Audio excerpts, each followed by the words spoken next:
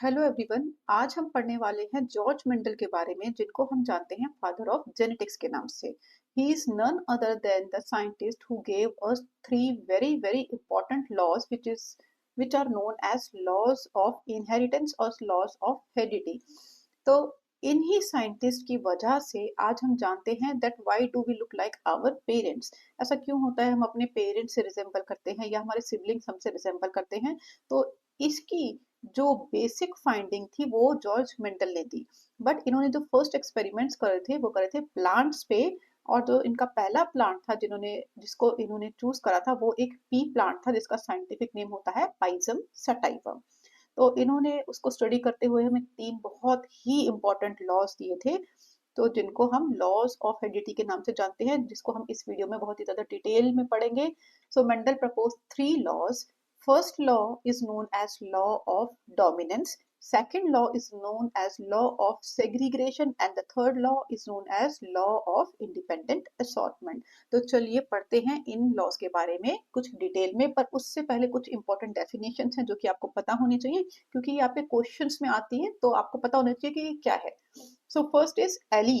Eli क्या होता है बच्चों? Allele is a variant of gene for a trait. Trait मतलब कैरेक्टरिस्टिक्स, जैसे कि आईज का कलर एक ट्रेट हो गया, ठीक है। बालों का टेक्सचर एक और ट्रेट हो गया, ठीक है। तो हाइट एक ट्रेट हो गया।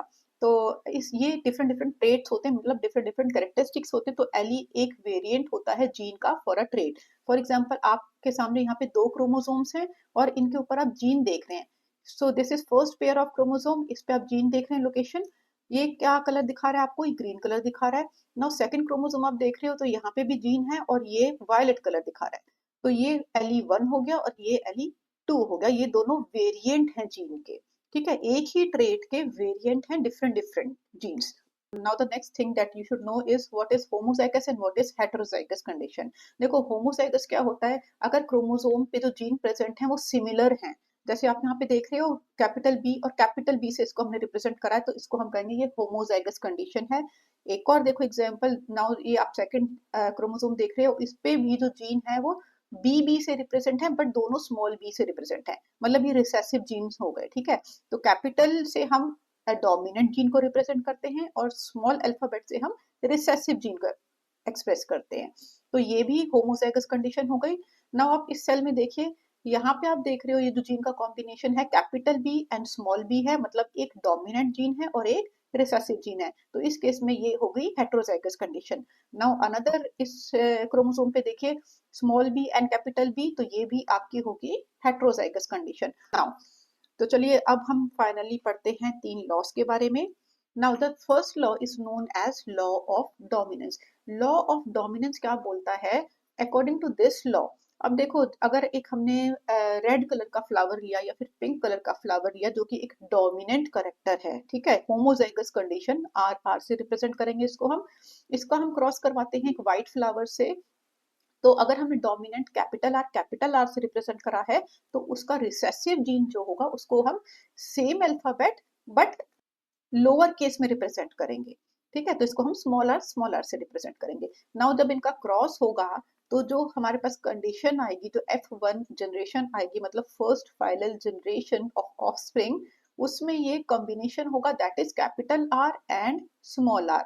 तो इस कंडीशन में आप देख रहे हो फ्लावर का कलर क्या हुआ? फ्लावर हो गया पिंक कलर का, विच वॉज डोमिनेंट जीन। यही होता है लॉ ऑफ डोमिनेंस। मीन्स अगर हेट्रोजेगस कंडीशन है तो हमेशा जो डोमिनेंट एली होता है वही अपने आप को रिप्रेजेंट करता है, रिसेसिव अपने आप को एक्सप्रेस नहीं कर सकता। This is known as law of dominance. तो चलिए एक बार रीड भी कर लेते हैं। जैसे कि यहाँ पर है capital R and small R, ये हेट्रोजेगस कंडीशन हो गई। The allele whose characters are expressed over the other allele is called the dominant allele. तो किस एली के यहाँ पे करेक्टर रिप्रेजेंट हुए? कैपिटल आर के एक्सप्रेस हुए और स्मॉल आर के एक्सप्रेस नहीं हुए। तो हमेशा ही हेट्रोजाइगस कंडीशन में जो डोमिनेंट जीन होता है वही अपने आप को एक्सप्रेस कर सकता है, एंड होमोजाइगस रिसेसिव जीन अपने आप को एक्सप्रेस नहीं कर सकता, राइट।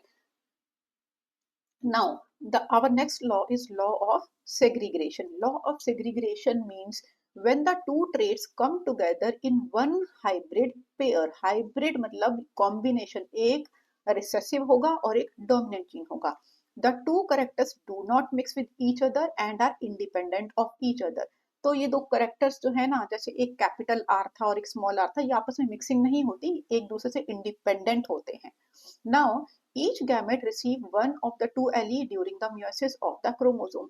अब जब सेग्रीग्रेशन मतलब सेपरेट होना, अब जब मियोसिस होगा तो क्या होगा, गैमेट्स की फॉर्मेशन होगी। गैमेट की फॉर्मेशन में हर गैमेट में एक ही एली जाता है, इसे ही हम बोलते हैं लॉ ऑफ सेग्रीग्रेशन। नाउ अगर हम पेरेंट जनरेशन लेते हैं, एक डोमिनेंट जीन और एक रिसेसिव जीन की, तो यहाँ पे हाइट हमने लिया है ट्रेट, इसको हम capital T means this is dominant gene for tallness, small T is the recessive gene for the dwarfness. Now जब मियोसिस होगा और गैमेट्स फॉर्मेशन होंगे तो देखो सेग्रीग्रेशन हो जाएगी, मतलब गैमेट के अंदर एक ही जीन जाएगा, ठीक है, दैट इज कैपिटल टी का जब सेग्रीग्रेशन होगा तो गैमेट के अंदर एक ही कैपिटल टी क्या। नाउ अगर इसका भी सेग्रीग्रेशन करेंगे तो गैमेट के अंदर एक ही स्मॉल टी जाएगा। अब जब इनका क्रॉस होगा तो गैमेट के अंदर capital T and small T जाएगा। This is a heterozygous condition, एक हेट्रोजाइगस कंडीशन हो गई। और इसमें जो भी फर्स्ट जनरेशन के प्लांट होंगे वो सारे ही टॉल होंगे, क्योंकि हमने पढ़ा है लॉ ऑफ डोमिनेंस बोलता है हेट्रोजाइगस कंडीशन में हमेशा ही जो डोमिनेंट जीन होता है वही अपने आप को एक्सप्रेस कर सकता है। नाउ अब जब हम कैपिटल टी स्मॉल टी इसका आपस में क्रॉस करेंगे, ठीक है, तो इसके गैमेट फॉर्मेशन क्या होंगे, एक गैमेट में कैपिटल टी गया, सेकंड गैमेट में स्मॉल टी गया। नाउ अगेन एक गैमेट में स्मॉल टी ए एंड एक में कैपिटल टी। अब इनका जब आप क्रॉस करोगे तो आप देखोगे जो आपके ऑफस्प्रिंग्स बनेंगे F2 जनरेशन में, मतलब सेकेंड फाइनल जनरेशन के जो ऑफस्प्रिंग्स होंगे वो कैसे होंगे, कैपिटल टी मतलब ये टॉल हुए, capital T small T means ये भी टॉल हुए, again capital T small T ये भी टॉल हुए, and one is small T which is dwarf condition.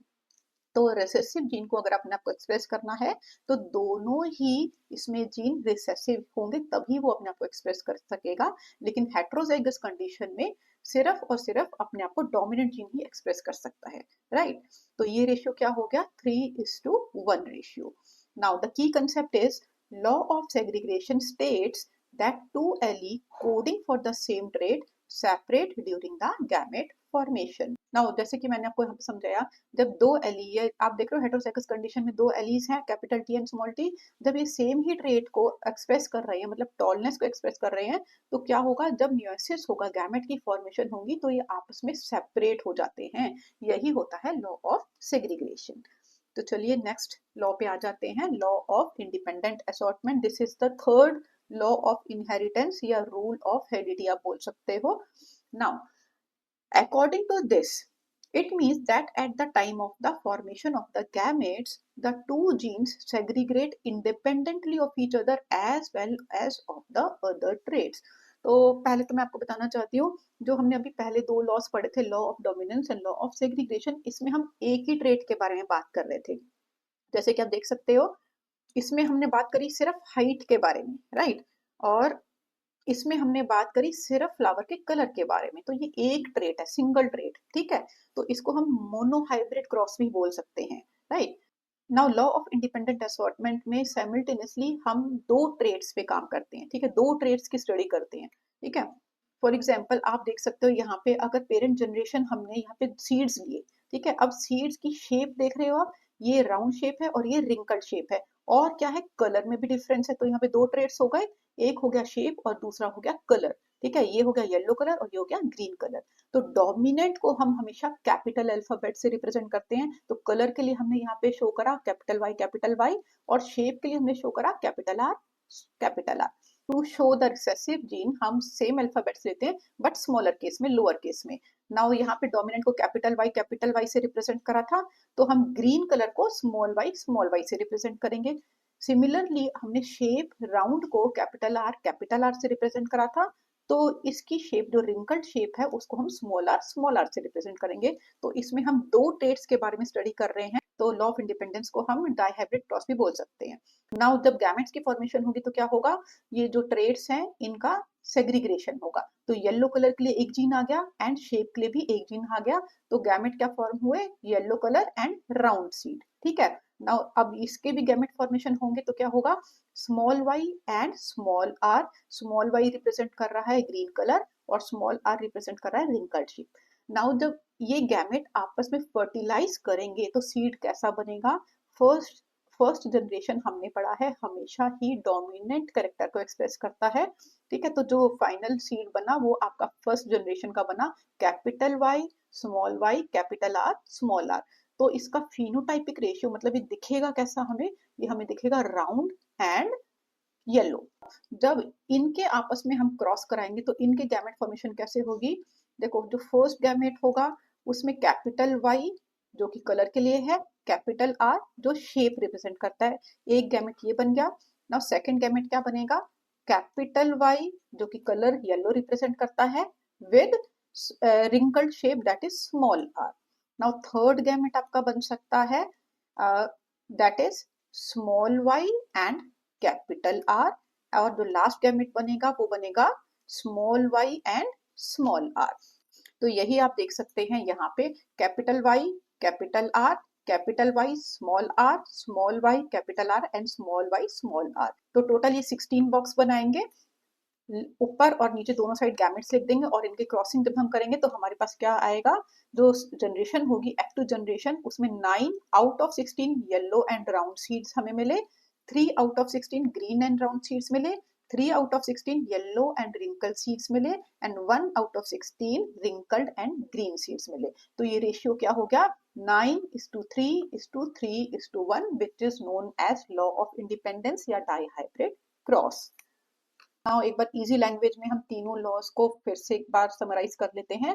The principle of dominance, the first law था Mendel noticed that when he crossed a purebred purple flower plant with a purebred white flower plant, all the offspring had purple flower। ठीक है, तो law of dominance हो गया, जो dominant character होगा जो first generation में वही अपने आप को एक्सप्रेस करता है। He called purple trait dominant because it seemed to cover up the white trait। ठीक है, तो इस बात को ध्यान रखना, जो आपका फर्स्ट फाइनल जनरेशन होगा उसमें हमेशा ही जो डोमिनेंट करेक्टर है वही अपने आप को एक्सप्रेस करता है। Now the second rule was the principle of सेग्रीग्रेशन।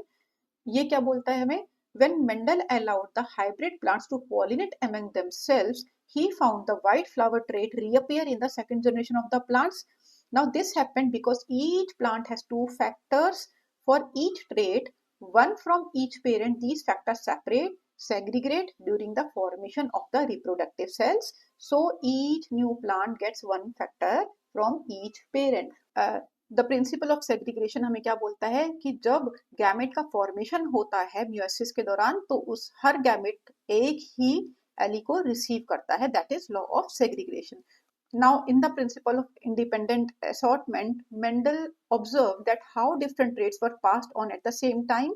He found that the inheritance of one trait did not affect the inheritance of the other trait। मतलब इसमें दो ट्रेट साइमल्टेनियसली सेम ही टाइम में पास होते हैं लेकिन उनका आपस में कोई एक दूसरे से रिलेशन नहीं है, वो इंडिपेंडेंटली इनहेरिट होते हैं न्यू गैमेट में। The principle of independent assortment means that different traits are passed down independently of each other। तो ठीक है, इसी वजह से हमें न्यू कॉम्बिनेशन देखने को मिलते हैं जो कि मेंडल ने डाई हाइब्रिड क्रॉस में बताया, which was 9:3:3:1। So this is all। I hope आपको ये अच्छे तरीके से समझ आ गया होगा and it is very very important। इससे रिलेटेड बहुत सारे क्वेश्चंस आते हैं और इनकी डेफिनेशंस भी पूछी जाती है, तो इस लॉज को अच्छे से रिवाइज कर लीजिएगा। तो वीडियो अच्छी लगी हो तो लाइक करिएगा, सब्सक्राइब करिएगा एंड शेयर करिएगा। Thanks and keep learning.